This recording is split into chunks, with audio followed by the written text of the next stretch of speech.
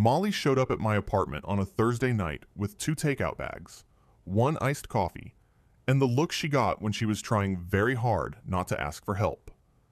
That look usually meant something had gone sideways. I opened the door, stepped aside, and said, "You know you can call first." I did call. You sent one text that said, "Are you home?" That's not a call. It got the job done. She walked in like she lived there, which, honestly, she practically did. She put the food on my kitchen counter, dropped her oversized tote bag beside a chair, and immediately started opening cabinets. "You still have no actual snacks," she said. "I have food. You have crackers from last summer and a jar of peanut butter." "Those are snacks." She gave me a look over her shoulder. Molly had been giving me that look since we were 16. It used to mean I was being stupid. Tonight it meant I was being stupid, but she did not have the energy to explain why. I took the containers out of the bags. Thai food, her usual order. Mine too, because after 15 years, neither of us had to ask. "You eat today," I said. She paused. "That bad, huh?" "I had half a granola bar at 10. "Molly, I was busy. You plan weddings. You do not operate a war room. Same skill set. More flowers." I handed her a plate and waited. That was the thing about Molly. If you pushed too hard, she got brighter. Funniest person in the room. More organized. More helpful. Like she could solve any problem as long as nobody noticed she was part of it. So I sat across from her at my small kitchen table, under the warm light she once made me replace, because she said the old bulb made my apartment feel like an office break room. She picked at her noodles for maybe 30 seconds before she said, "Jason is going to be at my mom's birthday weekend." I stopped chewing. "Why?" "Because my cousin Ryan invited him." "Ryan knows you broke up." "Ryan knows we broke up." Ryan also thinks every uncomfortable situation can be fixed with a group chat and a cooler full of beer. That sounds like Ryan. She leaned back in the chair and rubbed both hands over her face. Her nails were painted pale coral. I noticed because Molly had spent the last month running events every weekend, and even when she was exhausted, she still somehow kept little things like that together. "My mom rented that beach house on Isle of Palms," she said. "Everybody's coming in tomorrow. My aunt, uncle, cousins, my brother. Jason, apparently. And Ryan invited him without asking you." "Yep." "You want me to talk to Ryan?" "No." She looked up fast. "No, I don't want a whole thing. That's the problem. I don't want this weekend to become a whole thing." I nodded. "Okay." She looked down at her plate again. "I don't want my family watching me all weekend like I'm fragile," she said. "And I definitely don't want Jason standing around acting like I made a mistake." "He would do that?" Molly gave a short laugh that did not sound amused. "He wouldn't say it directly.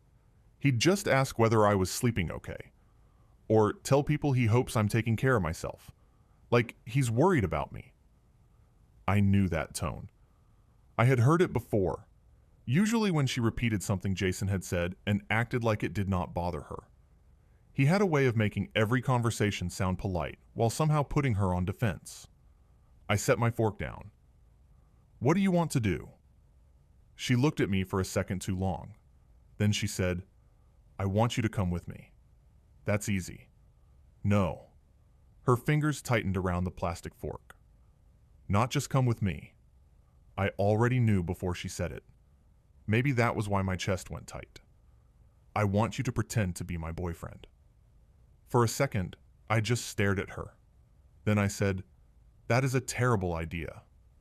"I know." "And your family will believe it?" "They probably already think we're secretly together." "That is not the same thing."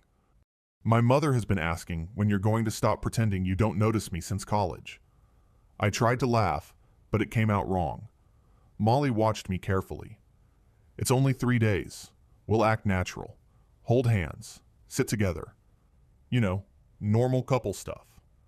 "Normal couple stuff," I repeated. "Tom."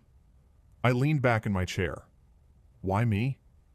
The question came out quieter than I meant it to. She stopped moving. For once, Molly did not fill the silence. She looked around my apartment instead, at the old wood shelves she had helped me stain, at the framed photo from a fishing trip with my dad, at the lamp she picked out because she said the corner looked lonely. Then she looked at me again. Because you're the only person I can spend 3 days with without pretending I'm okay.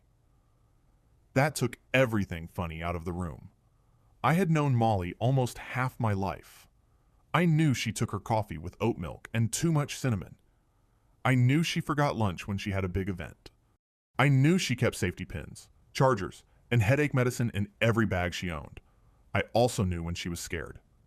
Okay, I said. Her eyes narrowed. Okay? Okay, I'll do it. You're sure? No, I said, but I'm doing it anyway. She smiled then. A real smile. Small, but relieved. The next afternoon, we drove out to Isle of Palms with her overnight bag in my truck, and her hand resting casually on the center console between us. Neither of us touched it. The beach house was big, bright, and full of noise before we even got through the front door. Palms swayed outside. The ocean flashed blue beyond the dunes. Somebody had music playing on the back deck, and her aunt was already yelling instructions about where to put drinks. Molly's mom hugged me like she had been waiting years for this exact moment. Then Ryan came downstairs, holding his phone. "Minor issue," he said. Molly closed her eyes. "What kind of issue?" "Booking issue." That phrase has never meant anything good. Ryan pointed toward the hall. One room got double booked, so now there's one guest room left. I looked at Molly. She looked at me. Ryan smiled like he had solved something. "It has one bed, but it's a nice one." Molly laughed first. I laughed right after her. Neither of us sounded like we believed it was funny. Molly's mom led us upstairs before either of us could make a run for it. "The room is lovely," she said, like that solved the part where Molly and I had known each other since we were teenagers and were now expected to sleep in the same bed without making it weird. The room was, in fact, lovely. Pale curtains moved in the breeze from the open balcony door. There were 2 warm lamps, a white quilt folded neatly across the end of the bed, and a view of the water that would have made a travel magazine happy. The bed sat right in the middle of the room, like it had a personal opinion about us. Molly set her bag down by the dresser. "Well," she said, "at least it's not 2 twin beds pushed together." I looked at her. "That would be worse," she added. "Much worse." She walked onto the balcony and rested both hands on the railing. From up there, I could see the back deck filling with people. Bright towels over chairs, cousins carrying coolers, her uncle trying to light a grill that clearly did not need his help. I stepped beside her. "You want me to ask Ryan if he can fix it?" I said. "No." She shook her head. "Then everyone will know we're uncomfortable." "We are uncomfortable." "I know, but we're supposed to be dating now. We have to at least look like we can survive one room." I nodded, even though my brain had stopped working around the word dating. She glanced at me. "You okay?" "Yeah." That was fast. "I'm an electrician. I solve problems under pressure. This is not a wiring problem. It would be easier if it was." That made her laugh, and some of the tension left her shoulders. By dinner, the house smelled like grilled shrimp, corn, sunscreen, and whatever candle Molly's aunt had lit near the dining room. The long table on the back deck was crowded with bowls, pitchers of lemonade, and enough colorful paper napkins to supply a small restaurant. Molly stood beside me at the top of the stairs, looking down at her family. Then, without thinking about it, she reached for my hand. Her fingers slid between mine so naturally that for 1 second, I forgot we were pretending. Her mother saw it immediately. The woman did not say anything. She just smiled over the rim of her wine glass in a way that made me feel like I had walked into a trap set 15 years ago. "Molly," her mom called. "Come sit by me." Molly squeezed my hand once before letting go. "We'll sit together." Her mom's smile got wider. At the table, Molly ended up between me and her younger brother, Billy. Jason was across from us, a few seats down. He looked the same as the last time I had seen him. Clean shirt, calm expression, hair somehow still perfect after a drive to the beach. He stood when Molly and I sat down. "Hey," he said. "You made it." "Looks like it," Molly said. His eyes moved to me. "Tom." "Jason." Nothing in his tone was rude. That was the problem with him. He could say almost anything and make it sound reasonable. Dinner started loud. Everybody was talking over everybody else, passing food, arguing about which cousin had cheated at cards the year before. Molly relaxed a little once she had something to do with her hands. I watched her reach for the grilled vegetables and move the bowl closer before she had to stretch. She glanced at me. "Thanks. You always take the vegetables first. You remember that? You complain when nobody makes them. I complain because nobody seasons them." Across the table, her aunt laughed. "You two are disgustingly comfortable." Molly nearly choked on her lemonade. Billy looked between us. "Wait, is this new?" "Not exactly," Molly said too quickly. I put my hand on the back of her chair, mostly because it seemed like the right thing to do. Her body leaned toward mine before she probably even realized it. Her mother looked like she might start clapping. Then Molly's uncle turned toward her and asked, "So, are you and Jason still sorting things out, or—" Molly went still. It was small. Most people would not have noticed. But I knew her. Her smile stayed in place, but her shoulders tightened. I cut in before she had to answer. "Has anyone tried the corn?" I asked, reaching for the bowl. "Because I'm telling you now, this is the best thing on the table." Her uncle blinked at me. Then Billy grabbed the bowl. Finally, someone said it.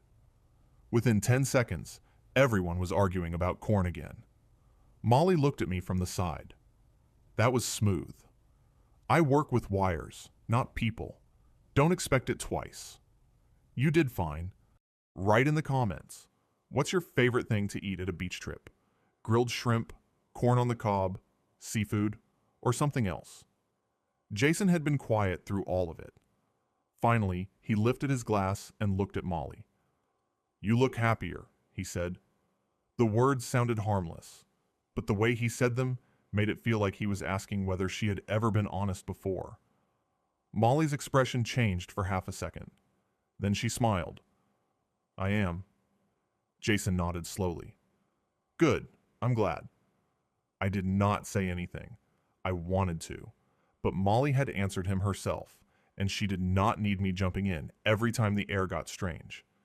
Instead, I let my hand rest against the back of her chair. A few minutes later, her fingers found my wrist under the table. She did not look at me when she did it. She just held on. By the time dinner ended, the sky had gone soft orange over the water. Everyone moved inside for dessert, but Molly stayed on the deck with me while her family argued over whether to cut the cake now or after the birthday toast. "You handled that well," she said. "You handled it better." She looked toward the kitchen window, where Jason was talking to Ryan like nothing had happened. I hate that he can still make me feel like I have to prove something. "You don't." "I know." She said it like she was trying to convince herself. Later, back in our room, we got ready for bed in careful silence. Molly changed in the bathroom. I stood on the balcony longer than I needed to, staring at the dark water and pretending I was thinking about the view. When she came out, she was wearing an oversized t-shirt and soft shorts, her hair loose around her shoulders. "Your turn," she said. I grabbed my bag and went into the bathroom. When I came back, she was already under the covers on the far side of the bed, facing the balcony. I lay down on my side, leaving enough space between us for a third person. For a while, neither of us said anything. Then Molly shifted closer. Her fingers touched my arm. "You have to stop going still every time I touch you," she whispered. "Nobody will believe us." I stared at the ceiling. "That's not why I'm going still." She went quiet. "Then why?" I turned my head toward her. Because in the soft light from the balcony, with her hand still on my arm, It did not feel like a plan anymore. It doesn't feel fake anymore, I said. Neither of us moved after that. The next afternoon, Molly disappeared into full event coordinator mode. Her aunt had decided the birthday dinner needed just a few touches, which turned into new flowers for the table, fresh ribbons around the napkins, and 3 different arguments about where the cake should go. Molly handled all of it in sandals and a yellow sundress, carrying 2 bags of decorations while giving instructions to people twice her age. I stayed out of the way until she pointed at a box near the kitchen door. "Can you take that to the back deck?" "Is this boyfriend duty or unpaid labor?" "Both." "Good to know where I stand." She smiled at me, but it faded fast when she looked toward the pool. Jason was standing near the lounge chairs. He was not doing anything obvious. Just holding a drink, talking to Ryan, looking relaxed. But I had spent enough time around old panels and bad wiring to know when something looked fine on the outside and was still ready to cause trouble. Molly set down the ribbons. "I'm going to get my bag," she said. Then she walked toward the pool. Jason noticed immediately and stepped away from Ryan. He met her near the far side of the patio, where the noise from the house did not quite reach. I did not follow her. Not right away. Molly had asked me to come for support, not to turn into a guy who decided every situation belonged to him. So I carried the box to the deck, helped Billy drag a cooler out of the sun, and kept an eye on the pool area without making it obvious. At first, Molly stood with her arms folded. Jason spoke calmly. Too calmly. Then he leaned in a little. Molly's shoulders changed. It was barely noticeable. She did not step back. She did not look upset. But she got still in the same way she had at dinner, when her uncle asked about the breakup. Jason said something else. Molly looked toward the house. Toward me. That was all I needed. I walked across the patio at a normal pace, like I was not trying to break up anything. When I reached them, I stopped beside Molly, not in front of her. "Do you want me here?" I asked. She looked at me. "Yes." One word. Clear enough. Jason gave a small breath through his nose, almost a laugh. "I was just telling Molly that I hope she's not making decisions because she's afraid of being alone." Molly stared at him. He kept going. "Tom's a good guy. I'm sure he means well, but this seems fast." I felt Molly's hand brush against mine, not grabbing, just there. I looked at Jason. "That's not really mine to answer." He turned toward Molly again. "I'm saying I know you. You get overwhelmed. You look for the safest option." For a second, I thought she might let him keep talking. Then Molly lifted her chin. "I do know Tom is safe," she said. "That's part of why I'm with him." Jason's expression barely moved. "But you don't get to say it like that means something is wrong with me." "Molly, I'm not saying—" "Yes, you are." Her voice stayed quiet, but it did not shake. "You always say things like you're trying to help, and then I spend an hour wondering if I'm the problem." Jason looked at me, then back at her.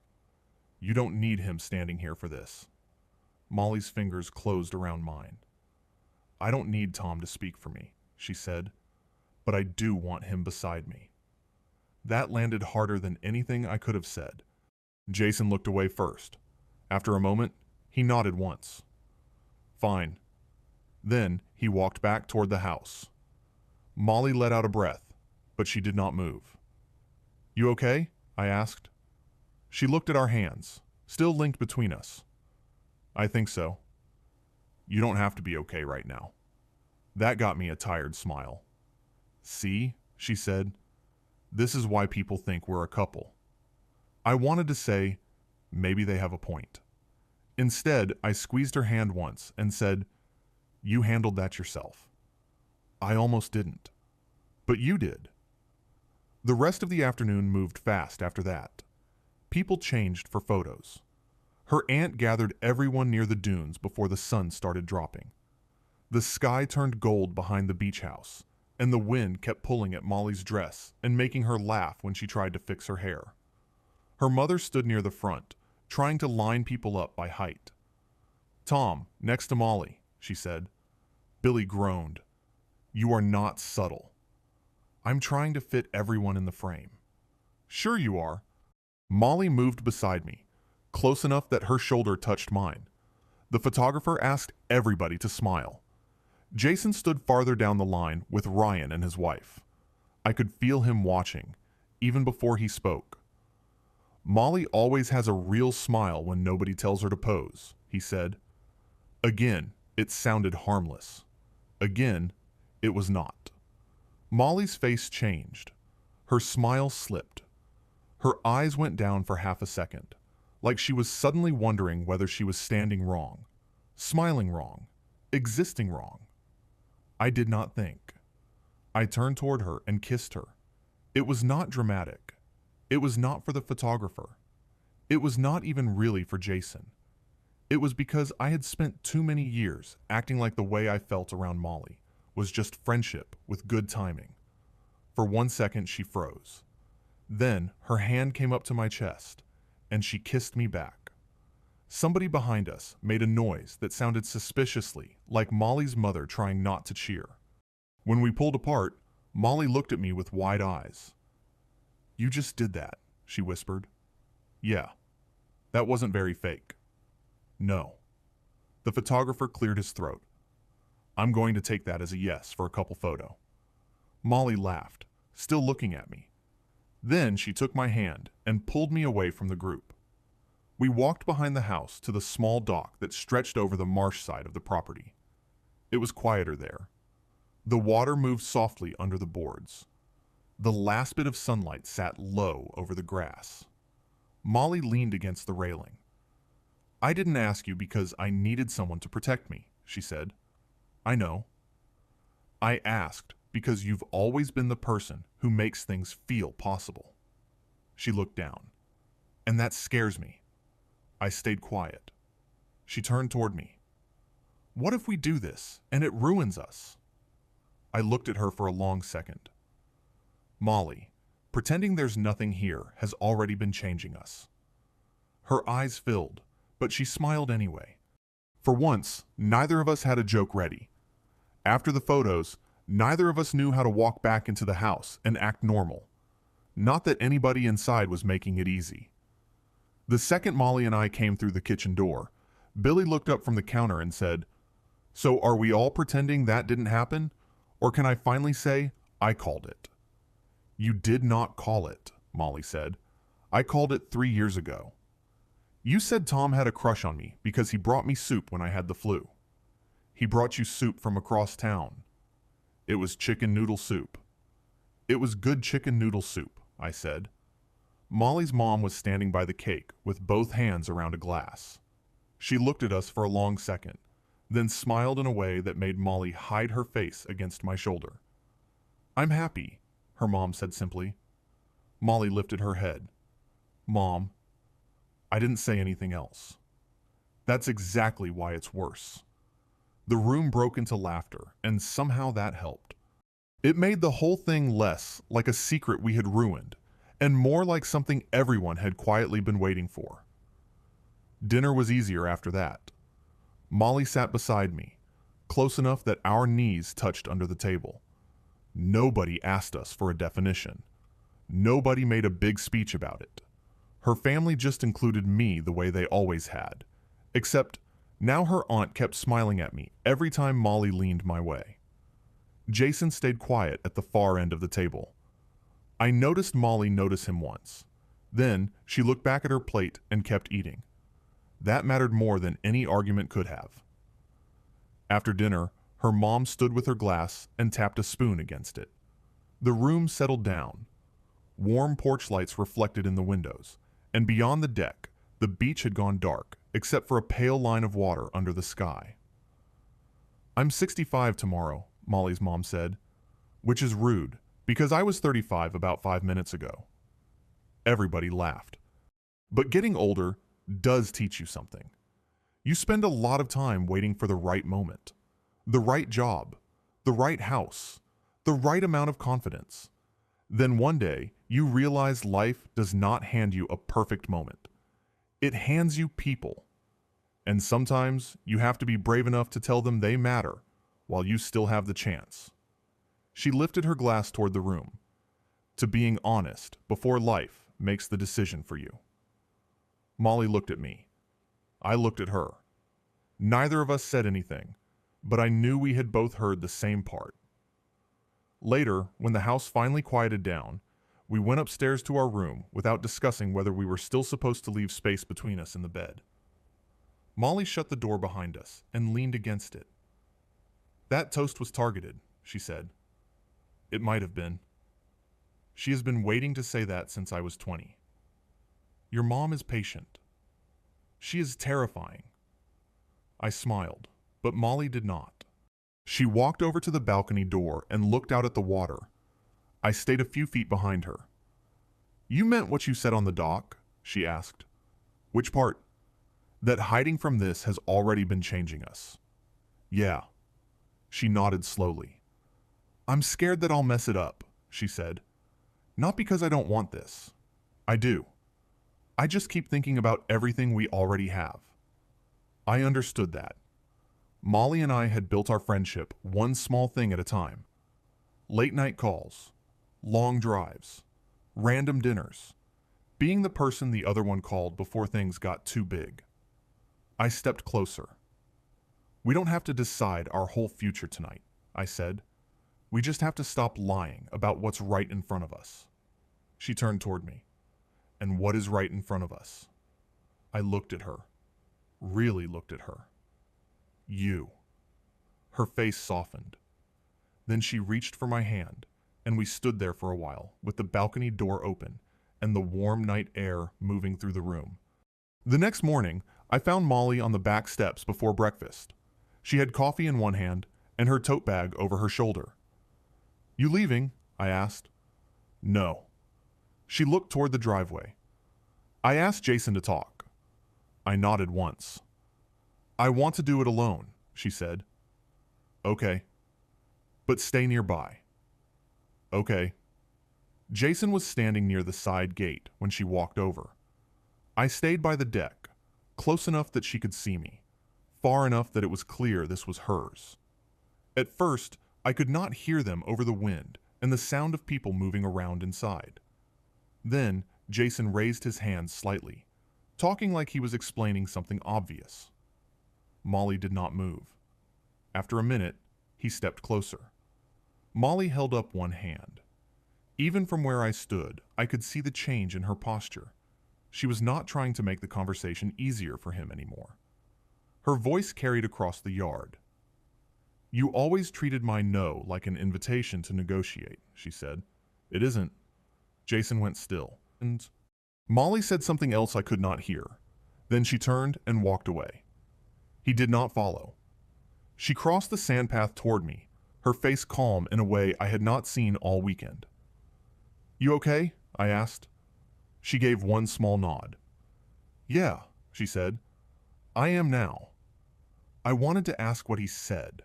I wanted to know whether he apologized or tried to make her doubt herself one last time, but she did not need to explain it. So I just held out my hand. She took it.